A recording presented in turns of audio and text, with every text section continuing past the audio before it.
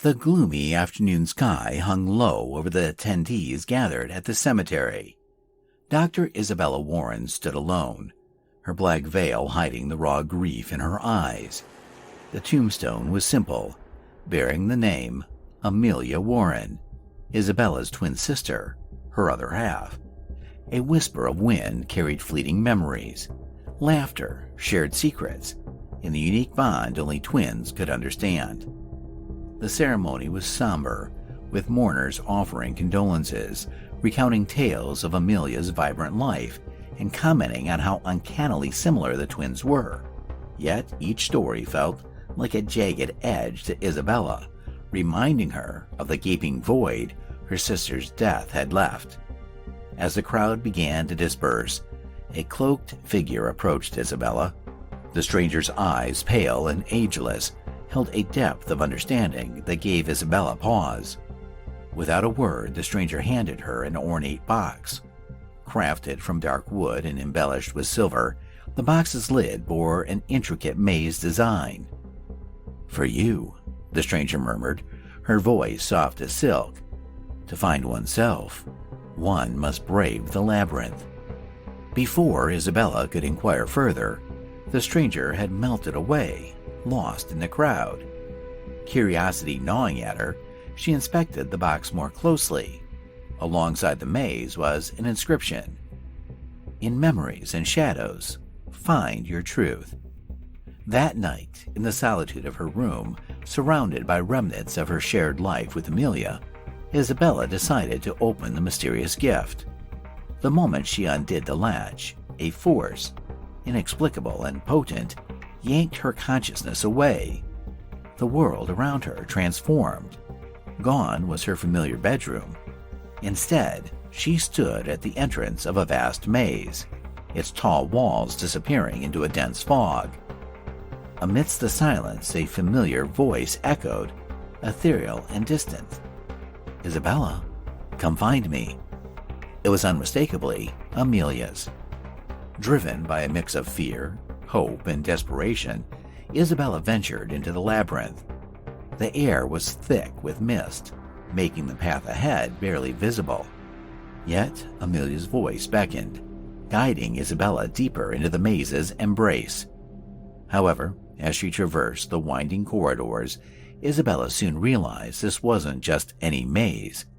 It pulsated with memories, visions of her childhood, her time in college, and her challenging years studying psychology played out before her.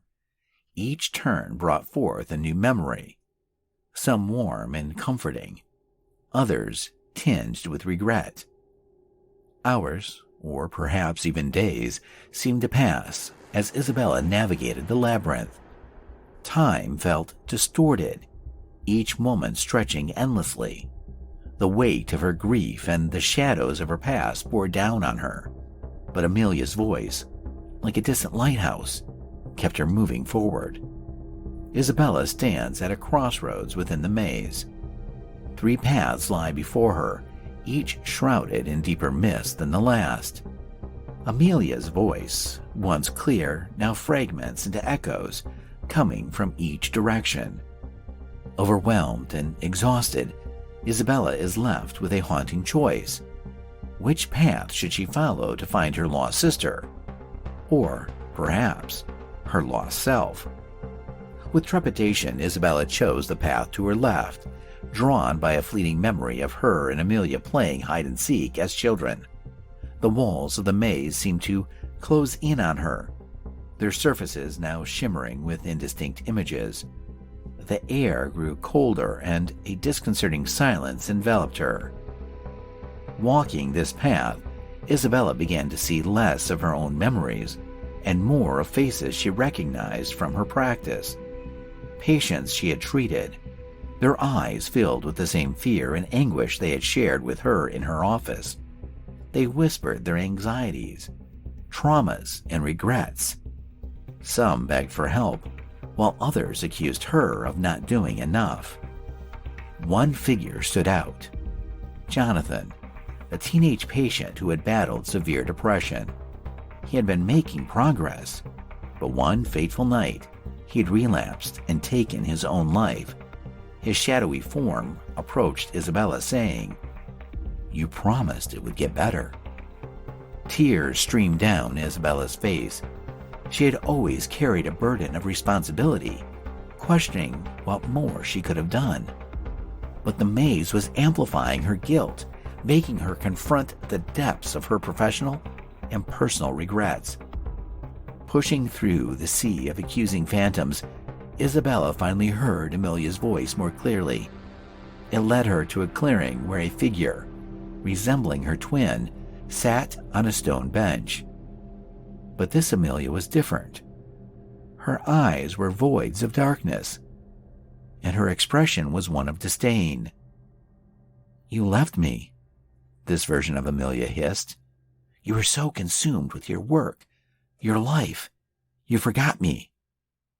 Isabella, torn apart by grief and guilt, tried to approach her sister, but the figure vanished, leaving behind a chilling emptiness. Distraught, Isabella continued her journey, feeling the weight of the maze pressing down on her. Finally, she stumbled upon the heart of the labyrinth, an oasis of calm amidst the chaos. Here, the walls of the maze gave way to a serene garden, with flowers that glowed softly and a gentle stream meandering through. Seated by the stream was the old woman, the stranger from the funeral. Her ageless eyes now held warmth. "You've come far," she remarked, "but the journey to understanding oneself is never easy." She introduced herself as Celeste and spoke of her own journey through the maze after losing her brother many years ago. Celeste spoke of grief, not as a burden, but as a mirror reflecting one's deepest vulnerabilities and strengths. She told Isabella, "The maze doesn't trap you. It merely reflects the walls we build around our own hearts. To find your way out, you must confront not just your grief, but also the barriers you've erected over the years." Isabella listened, the weight in her chest lightening a bit. She realized this maze, with its memories and shadows, was a manifestation of her internal struggles. As the conversation drew to a close, Celeste handed Isabella a small, glowing flower. "This will guide you," she said. "But remember, confronting oneself is the hardest battle one can face." With the glowing flower in hand, Isabella ventured forth. Its light seemed to repel the oppressive darkness of the maze. But as she walked, a new figure began to form in front of her. A doppelganger, reflecting her own visage, but with a twisted, tormented expression. This shadowy twin spoke in Isabella's voice. "You think understanding pain makes you immune to it? That helping others face their demons means you've conquered yours?" A fierce confrontation ensued. The doppelganger lashed out, throwing at Isabella every moment of self-doubt, every mistake, every perceived failure. The air became thick with tension as the two versions of Isabella battled. But this wasn't a physical struggle. It was a battle for Isabella's soul. Drawing strength from her conversation with Celeste and the love she felt for her lost sister, Isabella faced her tormentor head on. "I may not be perfect," she shouted, her voice echoing through the maze, "but I have tried, I have loved, and I have lived. My pain, my regrets, they are a part of me, but they don't define me." With those words, the shadowy figure began to waver, its form becoming less distinct. And then, with a final, mournful cry, it dissipated into the mist. The walls of the maze seemed to retreat, revealing a path lit by the soft glow of the flower. And once again, Amelia's voice reached out to Isabella. This time, it was gentle and warm. "Thank you for finding me, and in doing so, finding yourself," it whispered. Following the voice and the glow, Isabella felt the oppressive weight of the labyrinth lifting. Memories, both sweet and painful, played out around her. But now she viewed them with a sense of acceptance and understanding. As she approached the exit, the maze began to crumble. Walls fell away, revealing a vast starlit sky. The path underfoot turned to soft grass, and the air filled with the scent of blooming flowers. And then, with a jolt, Isabella found herself back in her room, the ornate box lying closed on her table. The experience had drained Isabella, but it had also revitalized her. The days that followed were challenging, filled with tears and introspection, but also with moments of clarity and healing. She began attending therapy, finding solace in sharing her pain and seeking guidance. Gradually, Isabella returned to her practice, but with a renewed perspective. She became more empathetic, more attuned to her patients' needs. Each session, each interaction was a reminder of her journey through the maze and the lessons she had learned. The story closes with Isabella in her office, helping a young woman come to terms with her grief.